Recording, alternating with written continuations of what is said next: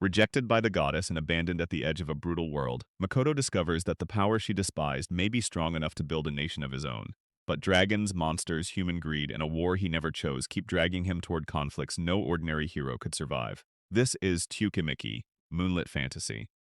Makoto Misumi awakens in a starry void, where the moon god Tsukuyomi reveals that his parents originally came from this other world. Their old agreement requires one treasured child to return, and Makoto understands that refusing would place the burden on one of his sisters. Makoto accepts the transfer to protect his family. Tsukuyomi grants him part of his divine power, warns that the local goddess has a difficult temperament, and sends him onward. Makoto expects a heroic assignment, but the abrupt farewell already suggests that his new life will not follow familiar rules. The goddess immediately insults Makoto's appearance and declares him unfit to represent humanity. She has already summoned prettier heroes, denies him the hero title, withholds her blessing, and throws him toward the world's remote wasteland with one cruel restriction. He cannot understand the human language.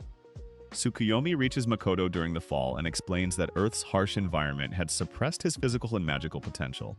In this world, those restraints vanish, making him extremely powerful. The exhausted god grants him freedom, warns that he can still die, and then enters a centuries-long sleep.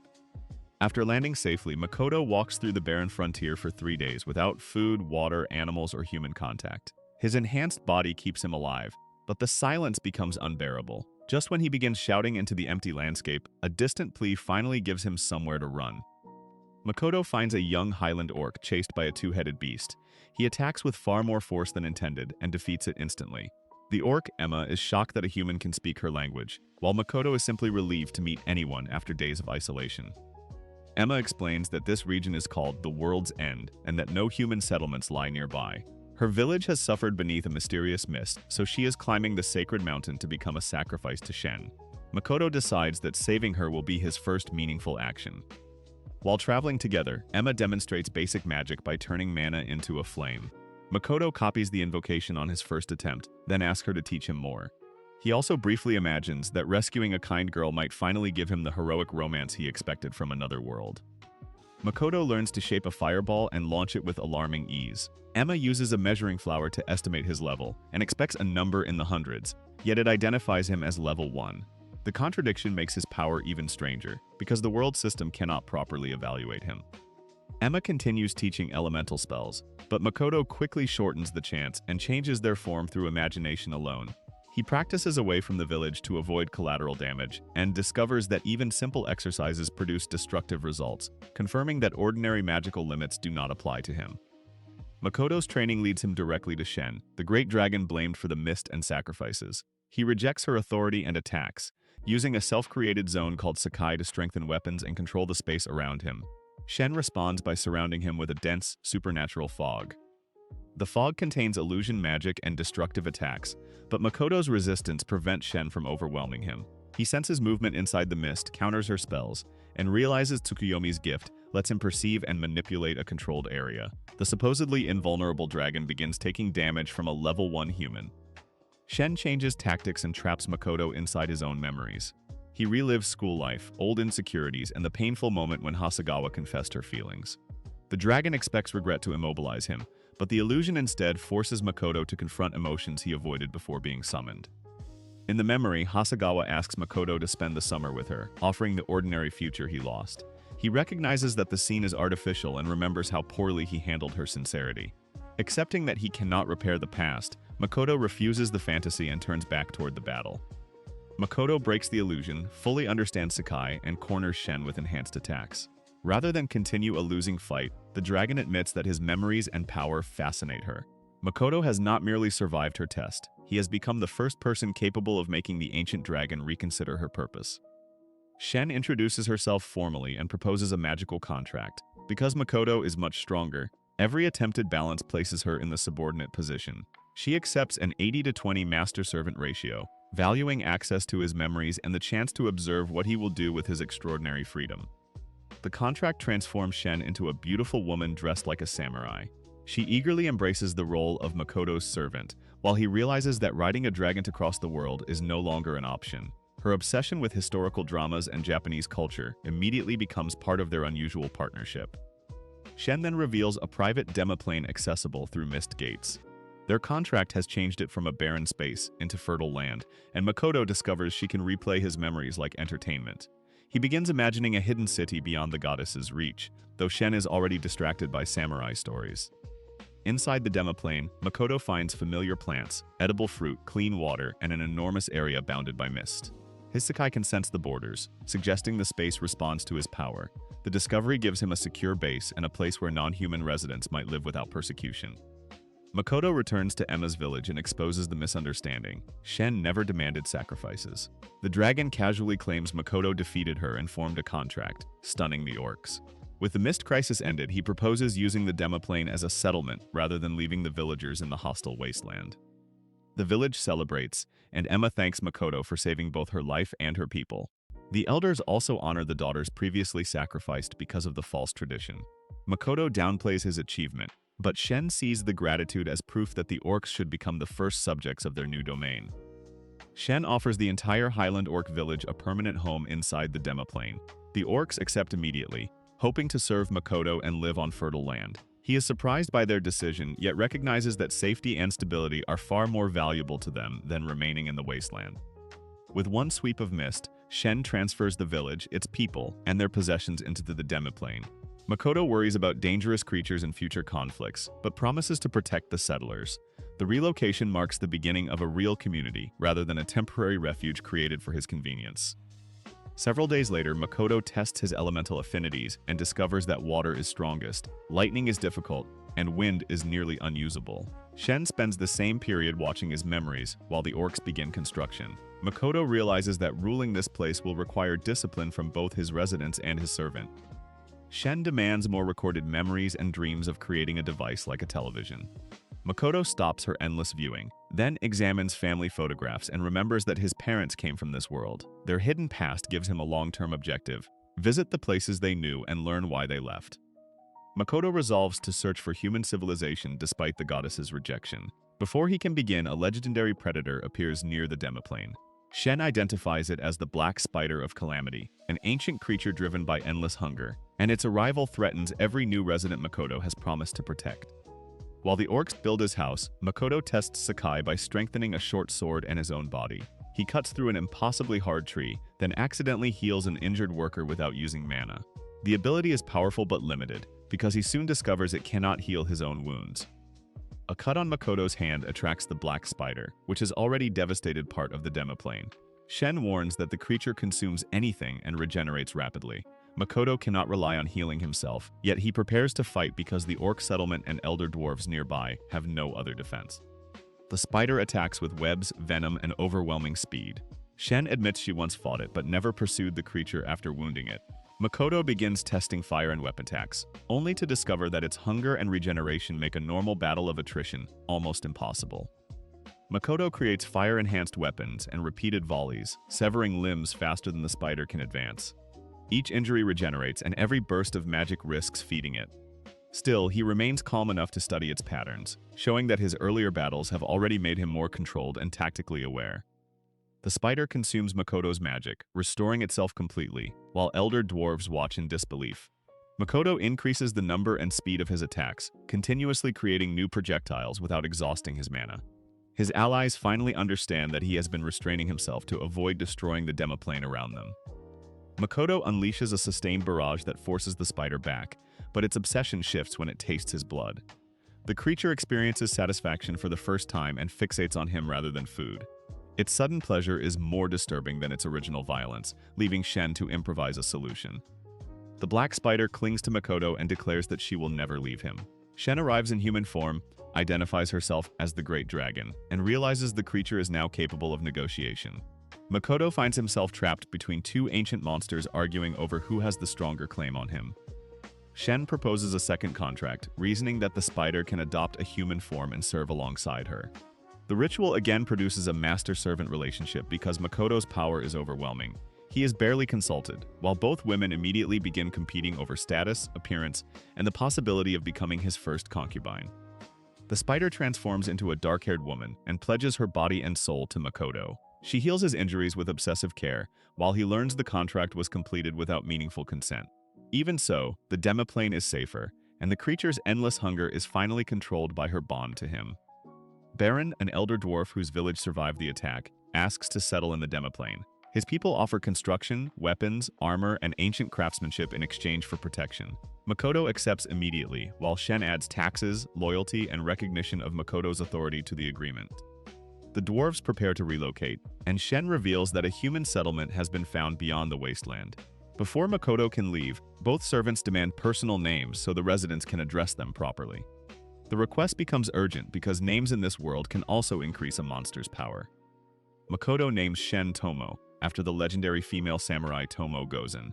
The name suits her warrior persona and causes her power to rise visibly. She accepts it with pride, pleased that Makoto chose something connected to the culture and memories she has become determined to study.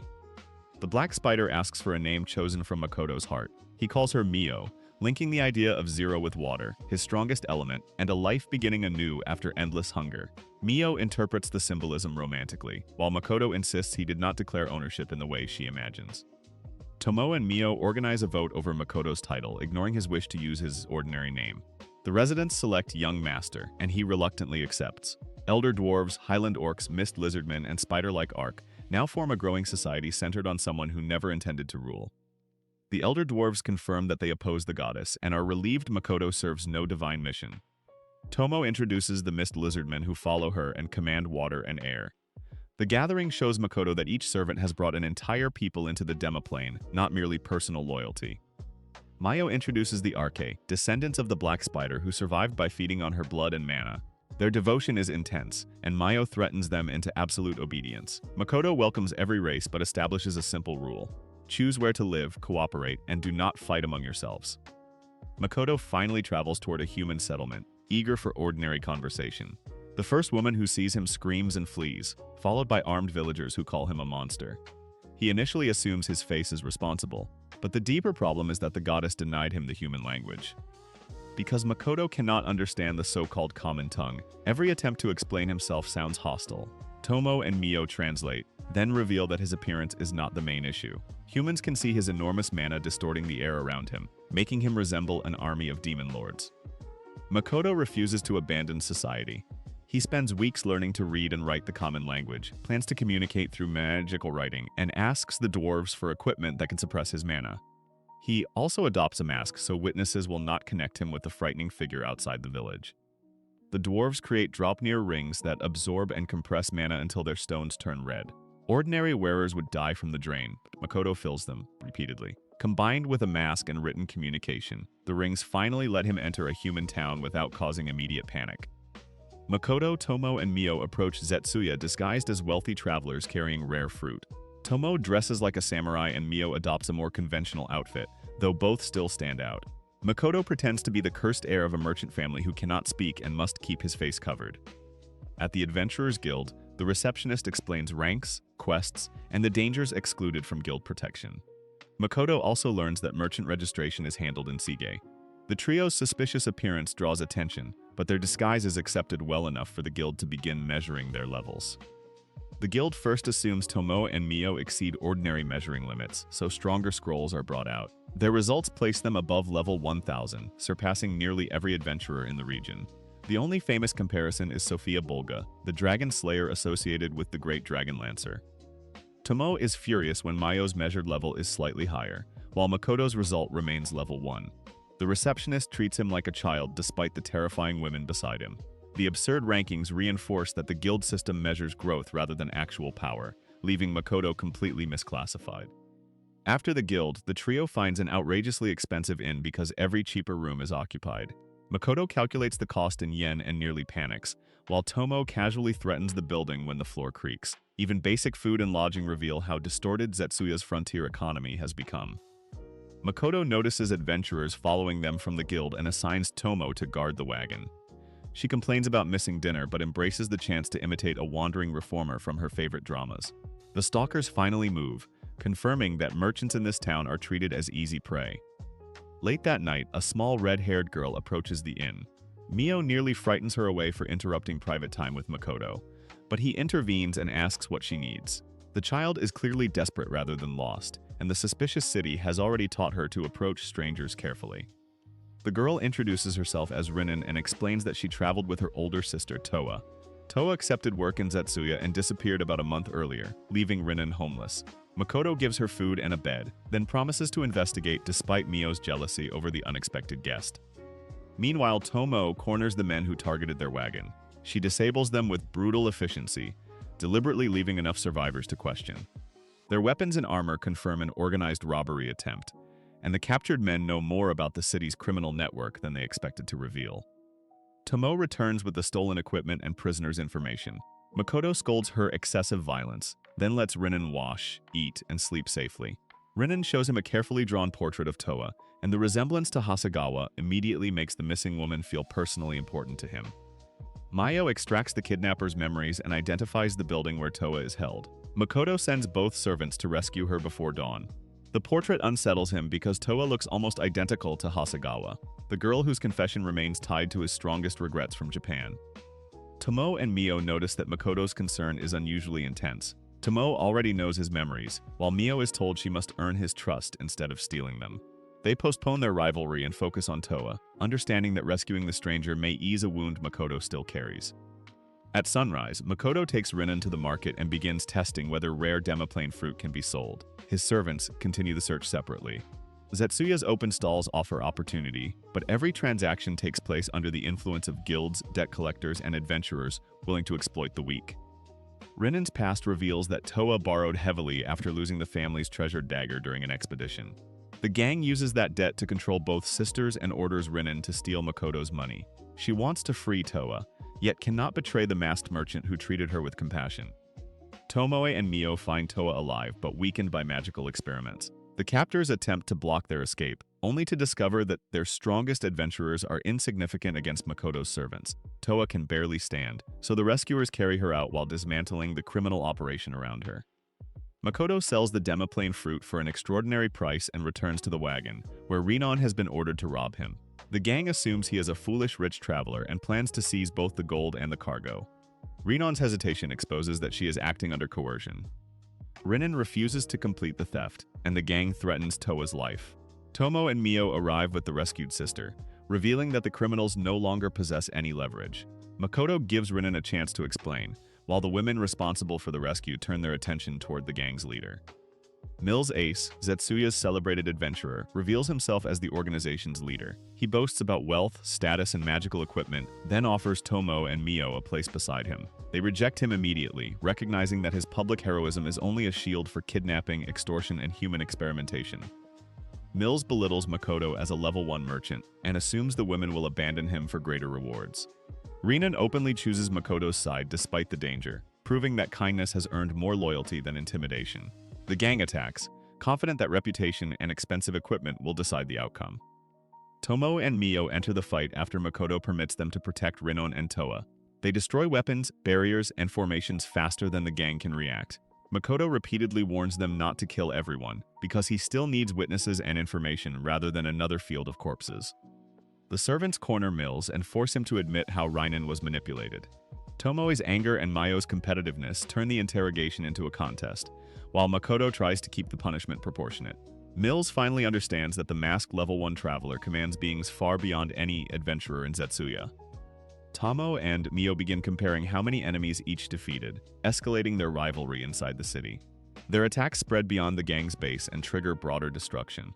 Makoto orders them to stop, but the damage has already attracted monsters and destabilized a town that was barely functioning before their arrival. Rinen and Toa reunite after weeks of separation. Toa apologizes for leaving her sister alone, and both finally sleep from exhaustion. Makoto is relieved that the rescue succeeded, yet the growing noise outside shows that his servant's victory created another crisis rather than a clean conclusion. By morning, Zetsuya is effectively destroyed. Tomo and Mio repel the monsters but leave buildings ruined, then alter surviving adventurers' memories to hide their responsibility. Makoto is furious that the first human town he reached has vanished because his supposedly loyal servants treated destruction like a competition. The loss of Zetsuya erases their guild registrations, forcing everyone to register again in Sige. Tomo admits that Mio's slightly higher level wounded her pride and asked permission to travel alone for training. Makoto approves, hoping the journey will teach restraint as well as strength. Makoto continues toward Sige with Mio, Toa, Rinen, and Toa's party. Mio kills a swarm of red wasps in a single attack, leaving little usable material. Makoto starts learning how adventurers harvest monster parts, while Mio discovers that careful collection is far more frustrating than simple extermination. The group encounters rare ruby eyes, whose eyes, wings, and other parts are valuable. Mio refuses another delicate job, so Makoto takes the bow himself. Toa's companions doubt a level 1 merchant can help, but Makoto asks only for the creature's weak point and a clear line of sight. Makoto fires with extraordinary precision, striking each ruby eye without damaging the materials. His ordinary bow has no enchantment, yet his technique and strength make every shot exact. Toa's party realizes that guild levels reveal almost nothing about him, and Mio watches with renewed admiration for his calm control. The party collects 12 perfect eyes and reaches Sieg safely. Makoto registers again, but the guild still records him as level 1 despite the recent victories. Toa's group credits him for their own growth, and he accepts only a fair share of the valuable materials before they separate. A special guild request from the Rembrandt Trading Company asks for ruby eye materials, perfectly matching Makoto's new inventory. He exchanges contact information with Toa's party and accepts a farewell meal before pursuing the commission.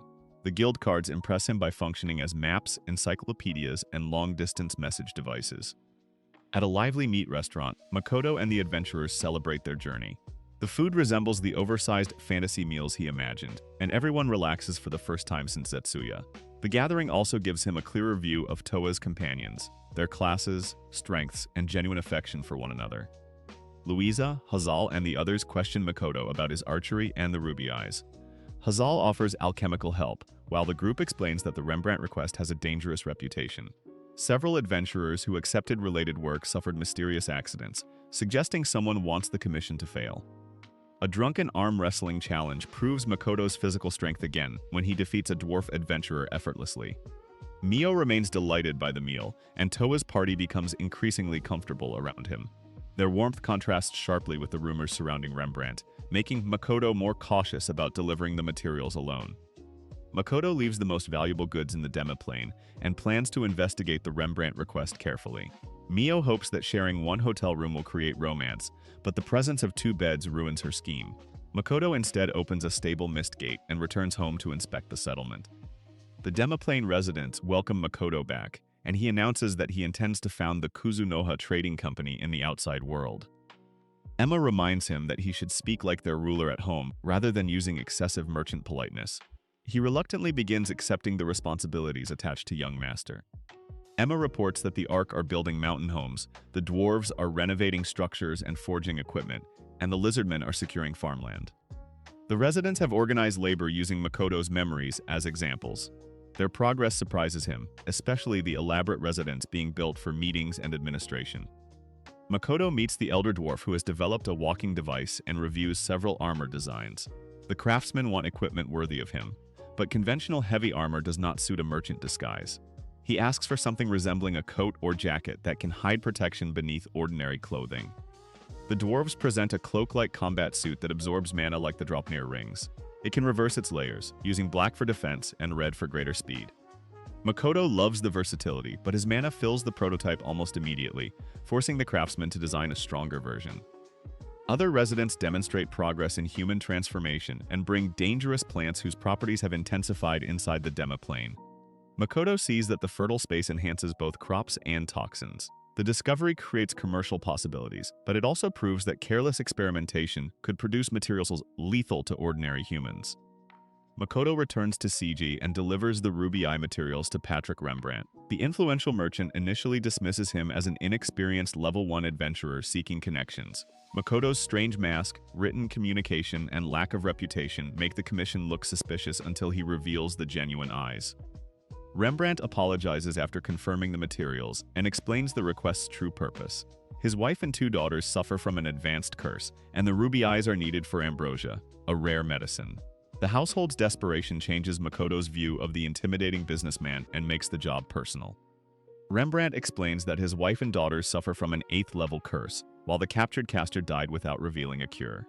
Ruby eye extract is required to brew ambrosia, the only medicine capable of saving them. Makoto now understands why the influential merchant treated the commission with such desperate urgency.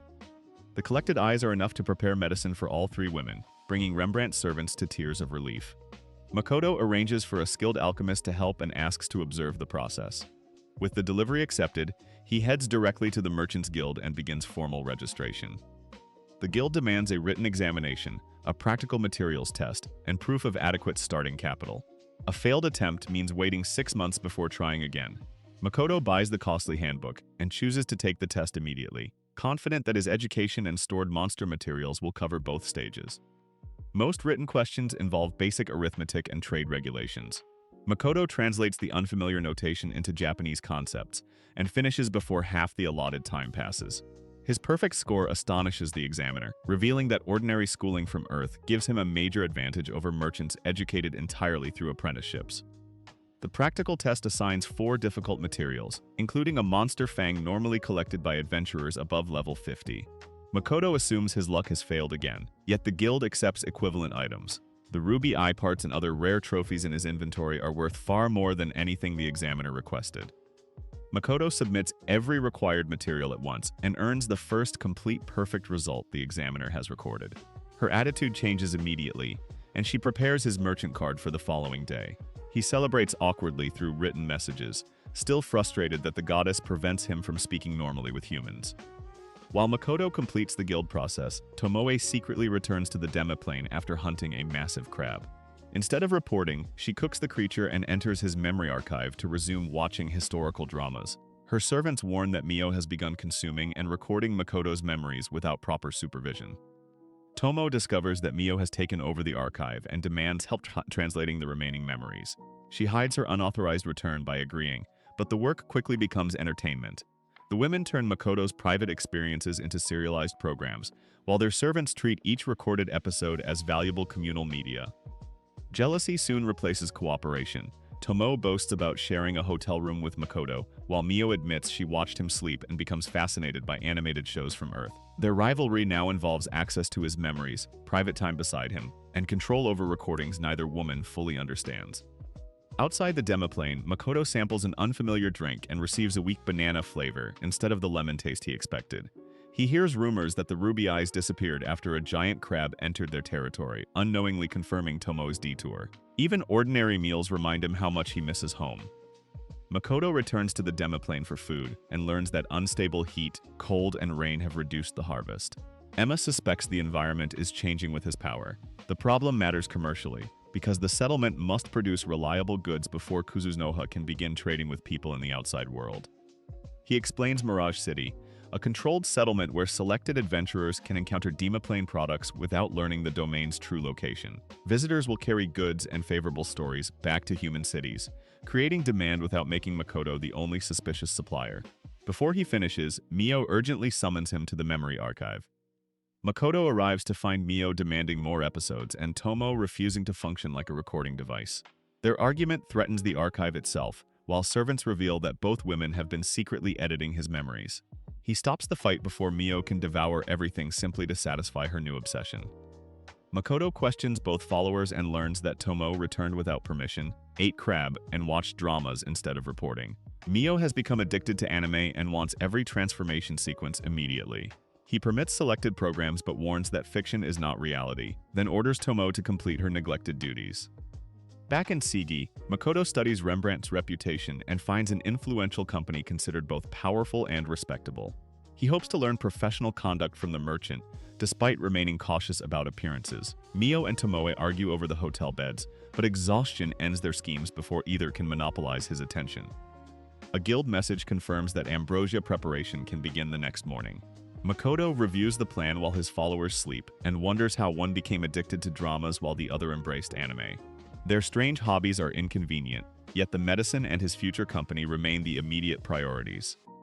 Rembrandt's enemies learn that Makoto possesses everything needed to complete the cure and hire adventurers to stop him. While they gather assassins, Makoto accompanies the alchemist to the merchant's estate. Rembrandt apologizes for withholding details, explaining that his company's power has created enemies throughout Sigi's commercial world. The alchemist combines several extracts with liquid taken from ruby eyes, then begins an inefficient prayer to the goddess. Makoto quietly normalizes the surrounding mana using Emma's ritual, completing the magical preparation before the invocation ends. His interference surprises the alchemist, but stabilizes the mixture without damaging its medicinal properties. Makoto learns that true ambrosia normally uses rare flowers, while ruby eyes work because the monsters feed on their nectar. He immediately sees a future Kuzunoha product and optimizes the procedure enough to create an extra dose. The first vial is finished, giving Rembrandt's family their long-awaited chance to recover. An attacker tries to destroy the medicine during delivery, forcing Makoto to catch the vial with magic and shield it from impact. At the estate, Rembrandt reveals that his cursed wife attacked when she smelled the cure. The curse evidently contains a defense designed to prevent treatment at any cost.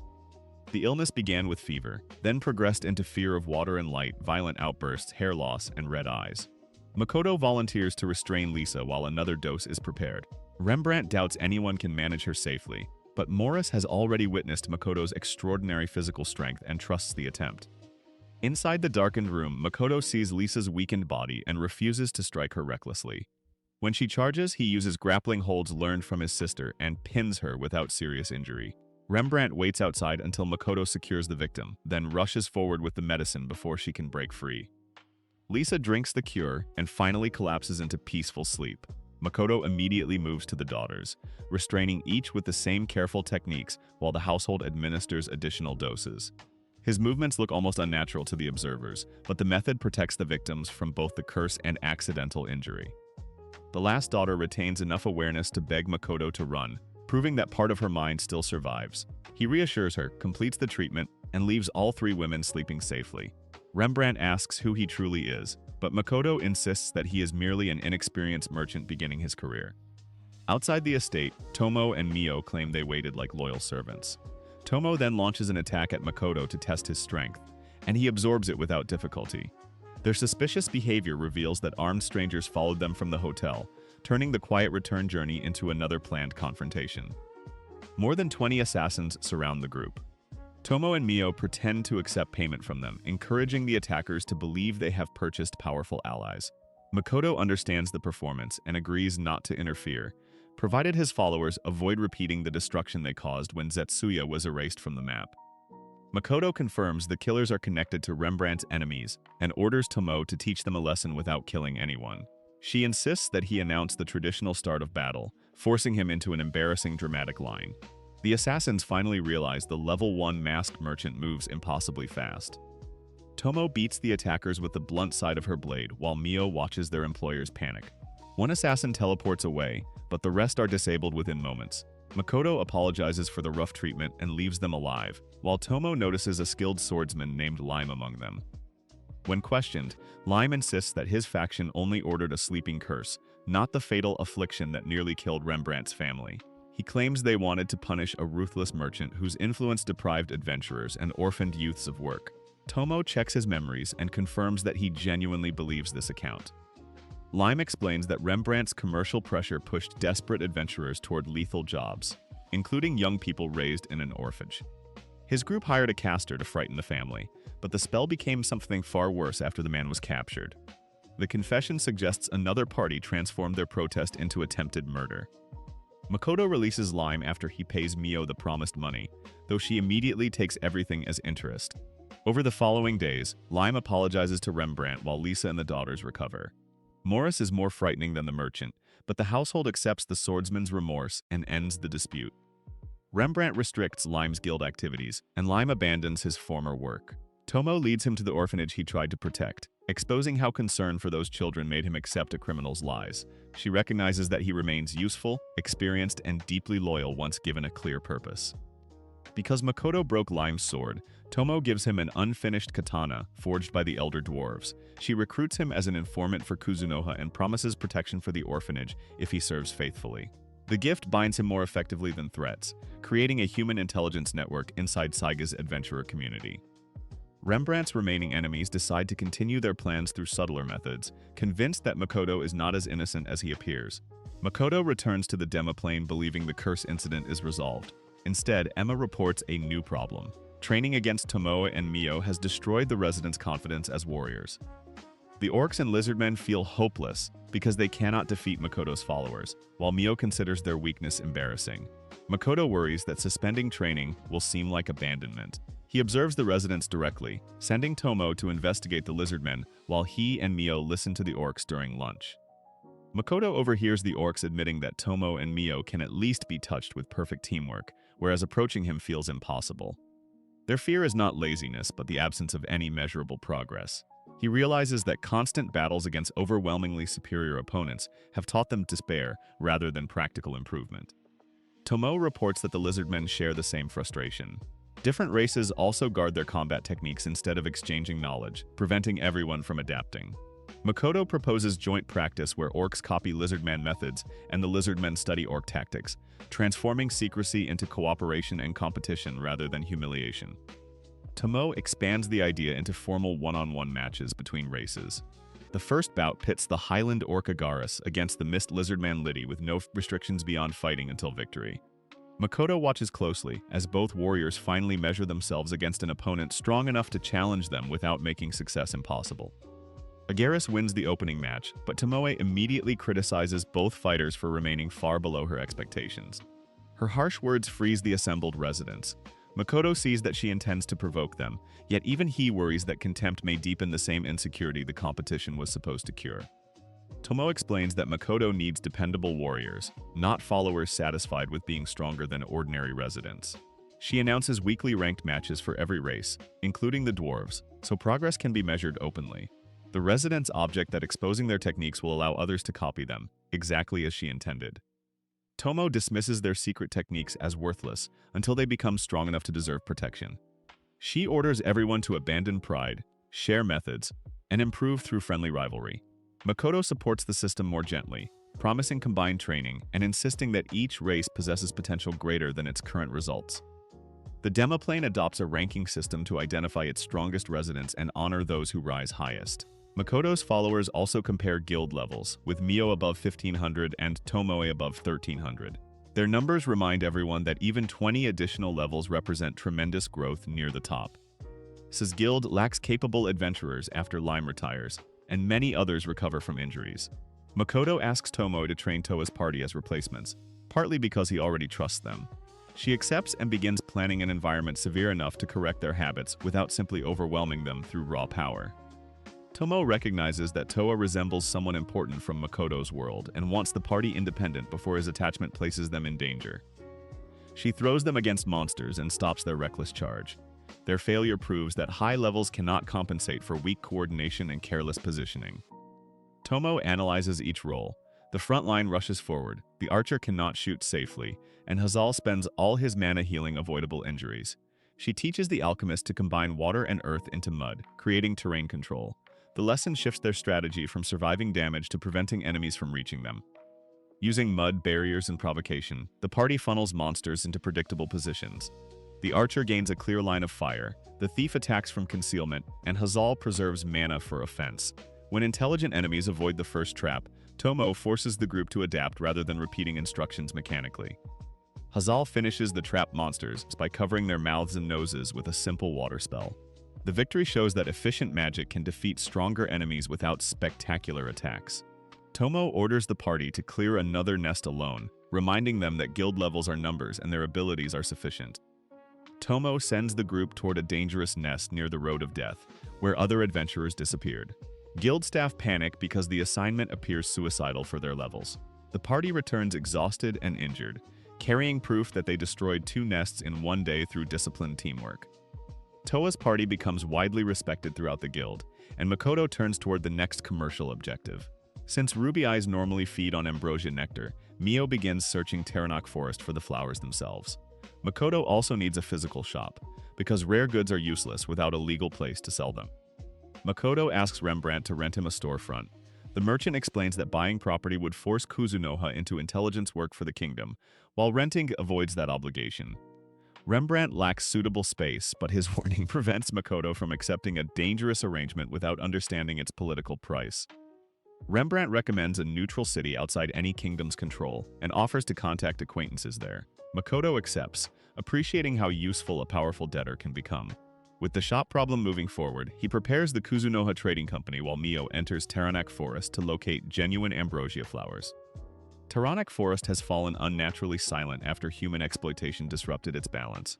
Mio criticizes the goddess's favored people for entering carelessly, while 2 hidden forest ogres, Aqua and Eris, watch intruders with contempt. Their strange vocabulary and unseen defenses reveal that someone intelligent already protects the ambrosia growing deeper inside. Back in the Demiplane, the residents celebrate Kuzunoha's founding with a feast. Makoto is surprised by the scale of their enthusiasm, and a child-sized fragment of Tomo clings to him, while Mio competes to serve the best food. The gathering turns a commercial milestone into a public declaration of loyalty. Mio reports that she found ambrosia but refused to uproot it after noticing deliberate cultivation. The Archi also describe their progress. Some train as warriors, others study construction, smithing, or alchemy, and several accompany Mio outside. Their adaptation proves that the Demiplane can support specialized lives beyond farming and military service. Liddy tells Makoto that joint training helped him defeat Agaris and learn hand-to-hand techniques from Tomo. Other residents describe human cities as exciting, but admit Tomo and Mio attract attention wherever they go. Makoto sees both the value and danger of allowing more Demiplane inhabitants to experience the outside world directly. An elder dwarf assures Makoto that life inside the Demiplane is not confinement. Fertile plains, distant mountains, new rivers, and the chance to forge equipment for a worthy master make it a paradise. Makoto invites him to work in Kuzunoha's shop, where human customers can request weapons made by legendary craftsmen. Makoto discusses Mirage City with an orc preparing to receive visiting adventurers through controlled gates. Mio and Tomo argue over who should report the ambrosia discovery, while Makoto demands facts instead of speculation about its caretakers. The settlement's growing projects now require administration as carefully organized as any human trading company. Mio suddenly loses Makoto's presence and races toward the archery range. She and Tomo find him alive beside an undamaged target, calmly practicing his concentration method. Their terror confuses him because nothing visible happened, yet both sensed his existence disappear and return whenever he released an arrow. Makoto explains that he kneels, empties his mind, imagines nothing between himself and the target, then allows his awareness to merge with the surroundings. Tomoe identifies the process as something living beings normally experience only at death. To them, every shot feels like Makoto dies briefly before reconstructing himself. Repeatedly dissolving and restoring his consciousness has expanded Makoto's mana reserves at an impossible rate. His newest Dropnir rings break almost immediately under the pressure. Tomo warns him to practice archery without entering that state, because the technique resembles miraculous resurrection and has transformed a simple exercise into repeated supernatural rebirth. Tomo estimates that Makoto now possesses mana comparable to the goddess. Each increase also expands the Demiplane, even altering its visible stars. If the goddess notices, she may regard him as a threat and try to destroy him. Makoto must suppress his aura and complete stronger equipment quickly. The revelation leaves Makoto mentally exhausted, even though his body remains strong. Mio offers suspicious nighttime assistance, but he sends her away and tries to sleep. Without archery to clear his thoughts, he struggles to process the possibility that his power is approaching divinity, while Kuzunoha's opening still demands ordinary preparations. Tomo mocks Mio for misunderstanding the invitation, while Makoto wanders outside seeking relief from emotional strain. He encounters a non-human woman working near a portal who notices his exhaustion and offers unusually personal service. The encounter becomes another awkward misunderstanding, proving that overwhelming power does not protect him from social confusion. Tomo and Mio confront Makoto over the woman they saw beside him and accuse him of choosing a stranger because they are inadequate. He cannot explain that both followers feel more like family than romantic partners. Their insecurity turns a harmless meeting into an interrogation he is emotionally unprepared to answer. The two women conclude that neither should be first and advance on Makoto together, demanding an immediate relationship. Overwhelmed, he escapes through a missed gate and returns with torn clothing. Emma understands enough to avoid questions, while Tomo and Mio worry they push their master far beyond his patience. The dwarves finish a reinforced business suit whose inner chains regulate mana and whose design can be adapted for ceremonies or battle. Makoto appreciates the discreet protection.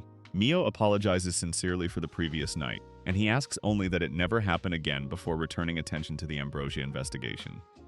Makoto insists on accompanying Mio to meet whoever cultivates the flowers.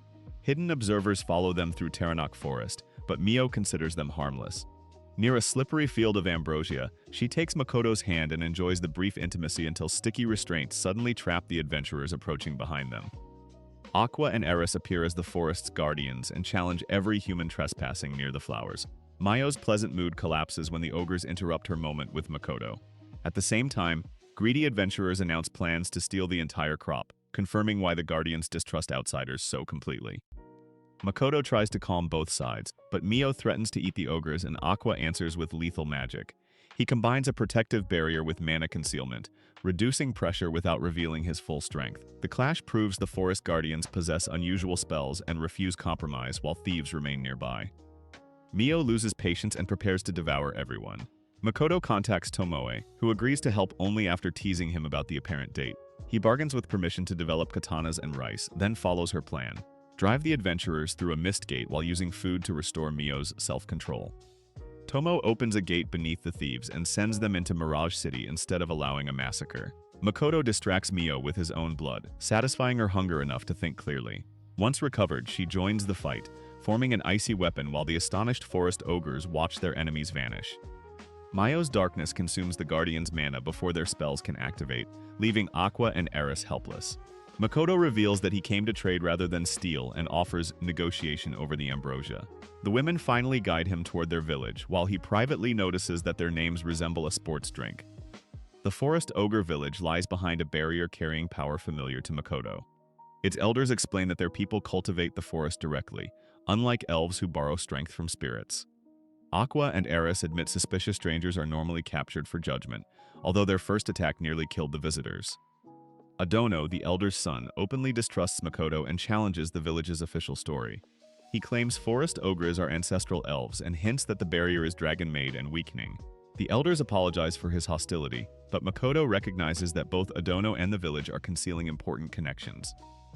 After a long interrogation, the elders promise an evening feast and introduce their powerful mentor Mondo. The man smashes through a wall, grips Makoto's hand, and tests his strength with obvious hostility. Makoto returns the pressure until Mondo is thrown away, proving that the visitor cannot be intimidated through physical force. Mio becomes furious because Mondo held Makoto's hand longer than she did and knocks the mentor across the village. More troublingly, Mondo's special ability failed against Makoto. The incident convinces him that something unnatural surrounds both Mondo and Adono, so he orders Mio to investigate their activities secretly.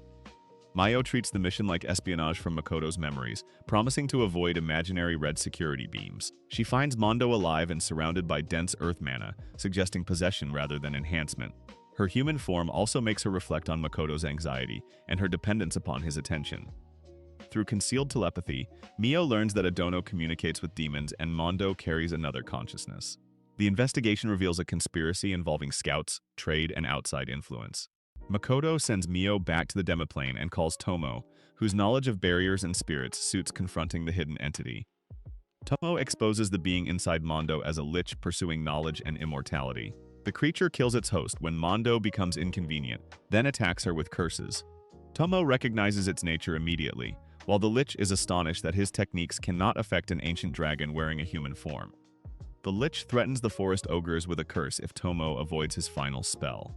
She stands still because curses cannot harm her, then answers with darkness that consumes the attack itself. Faced with an enemy who treats his strongest magic as trivial, the supposedly immortal scholar finally experiences genuine terror.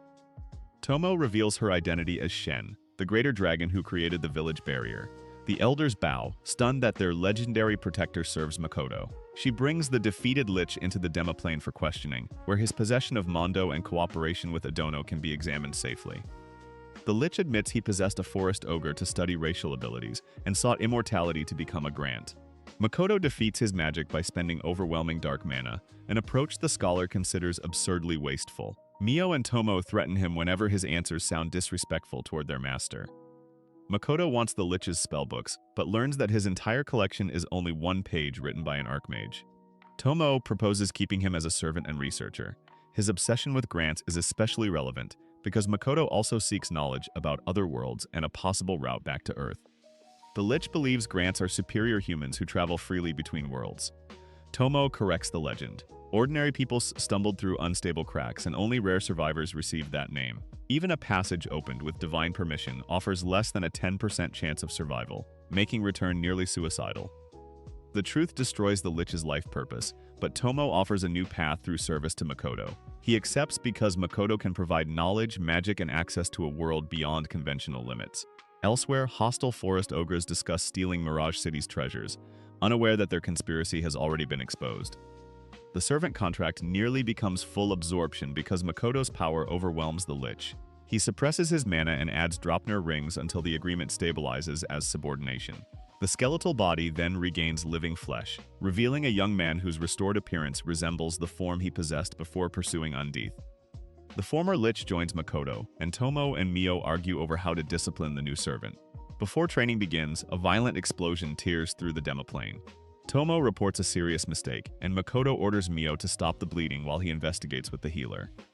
The new servant struggles to run in his restored body but confirms that he can use healing magic. Makoto reaches the devastated settlement and finds injured residents, including children, scattered around the blast. The Arky's rapid regeneration appears to have failed, and several victims show no breathing or movement at all. Makoto expands his awareness and discovers the nearest victims are barely alive. His healing spheres have little effect, so he layers them over the servant's restorative magic and amplifies both. The combination revives multiple residents, but the spread of Makoto's mana suggests damage beyond the visible area. At the blast center, Makoto finds traces of a mist gate and realizes the explosion opened a route into Sige, repeating the Zetsuya disaster. 2 residents, including a small fragment of Tomo and a young forest ogre, were pulled through. Memories entering his mind indicate that their consciousness vanished at death. In Sige, the transported survivors encounter adventurers who recognize Kuzunoha's strange materials and decide to exploit them. A woman connected to the earlier incident tries to protect the non-humans, but violence escalates. The young ogre raises a water wall, while the others struggle to keep dangerous weapons away from human thieves. Makoto emerges through the unstable gate without his mask and finds the surviving woman amid wreckage. She reacts to his inhuman appearance, while he responds with bitter indifference. A fragment of Tomoe's earthen defense saved her from the explosion, but the other transported residents were not protected from the attackers. The woman admits that a traditional forest ogre blade came from one of the dead. Makoto's anger overwhelms restraint as the thieves boast about human superiority and mock the victims. He cripples the nearest attacker, demanding an explanation while the survivors realize that the quiet level 1 merchant has become genuinely lethal. Makoto kills the responsible man deliberately, the first human life he has consciously taken. He expects guilt or horror, yet initially feels almost nothing. Only after recognizing Tomo's fragment and the young ogre as individuals does grief arrive, showing how far this world's violence has altered his emotional instincts. The next day, Makoto hides his turmoil and conducts a forest ogre funeral without bodies. A banquet and ceremonial fire honor the dead, following their tradition of celebrating departed souls. He finally understands that power cannot prevent every loss, and ruling the demoplane means accepting responsibility for every resident. Makoto names the former lich Shiki, reflecting his knowledge of magic and restored sanity. Tomo explains that the memories he saw belonged to her ability, temporarily activated through their contract and intense emotions. She approves of his punishment, believing a ruler must personally answer threats against his people. The contract allows Makoto to borrow his servant's abilities, especially during emergencies when trust and urgency align. Tomo becomes flustered describing their connection, and Mio competes over whose bond is deeper. Shiki learns that serving Makoto involves surviving their jealousy as much as mastering magic. Makoto strengthens Mirage City's defenses by enclosing the public area, separating vulnerable residents from visiting adventurers, and assigning lizardmen patrols. The RK rotate through human disguises to gather information. A recovering forest ogre thanks him, but Makoto rejects sacrifices made in his name and insists that survival matters more than loyalty. The waste warehouse is redesigned with immediate disposal, fire suppression, and impact-resistant walls so another accidental blast cannot occur. Kuzunoha also limits the dwarven weapons offered in Sige, since legendary equipment could destabilize the market. Every reform reflects Makoto's determination never to let negligence endanger his residents again. Emma tells Makoto that gratitude, not endless apology, is what the residents want from him. Thinking about their future leads him to a decision. He will travel to Rotsgard, an independent academy city known for learning and research. There, he can investigate magic, the goddess, demons, grants, and his parents' origins. Rembrandt explains that Rotsgard lies between Limia and Gratonia but belongs to neither kingdom, making it ideal for an independent business. He provides a recommendation letter and encourages Makoto to leave immediately. Kuzunoha's Sige shop can open under his followers while Makoto studies within the city's extensive academic institutions. Tomoe and Mio protest when Makoto chooses Shiki as his traveling companion, openly admitting jealousy. He selects Shiki because the former human understands research, avoids destroying cities, and functions among scholars. The decision lets Makoto explore questions raised by the murdered adventurer's memories instead of accepting this world unquestioningly. Makoto gives Tomoe memories of swordsmanship and Mio imagined information about firearms before departing. He wants the women to supervise Sigi, Mirage City, and possible new Forest Ogre residents. Though they dislike separation, both accept that the Academy may reveal truths about humans, demons, magic, and travel between worlds. Makoto expects a conventional farewell, but reports arrive that Limia and Gratonia's heroes are moving toward a major battle against the demons. Before he can leave with Shiki, a divine magic circle activates beneath him. His followers feel his presence disappear, while he is thrown directly into a distant battlefield. Makoto lands under attack from Sophia Bolga and the Dragon Lancer. Losing fingers before understanding the situation, he hears the goddess during the transfer and realizes she placed him there deliberately. Unable to contact Tomoe, Mio, or Shiki, he must survive two strangers who assume he serves their enemy. Sophia strikes overwhelm ordinary barriers, and Lancer uses his transformed body as a weapon. They identify Makoto as a moon-guided creature summoned by the goddess, yet refuse to believe he is human. Because they support the demons and see him arrive in divine light, they treat him as hostile. Makoto finally notices the armies below and understands that the goddess dropped him into the war for Stella Fort. He tries to retreat without opening a gate that his enemies could follow, using concealment, moving barriers, and footholds in the air. Sophia and Lancer pursue, impressed by his evasive control. His red combat suit absorbs attacks that would otherwise end the fight, while homing magical spheres continue hunting him. Sophia attempts to strip away the goddess's blessing, only to learn that Makoto never received one. The golden transfer light misled them, and his unexplained strength now makes him even more suspicious. The combatants finally exchange names.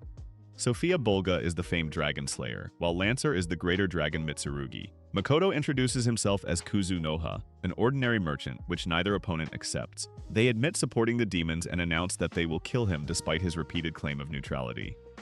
With negotiation exhausted, Makoto releases layered concealment and enhancement spheres, then equips the dwarven archery gear prepared for him. He launches a tracking arrow whose force astonishes both enemies. The attack marks the moment he stops merely escaping and begins using the immense precision developed through years of disciplined archery.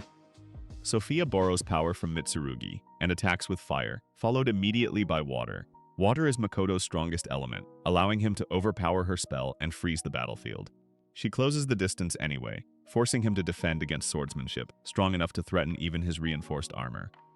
A rising diagonal strike nearly kills Makoto, but the dwarven equipment survives and lets him trap Sophia's blade.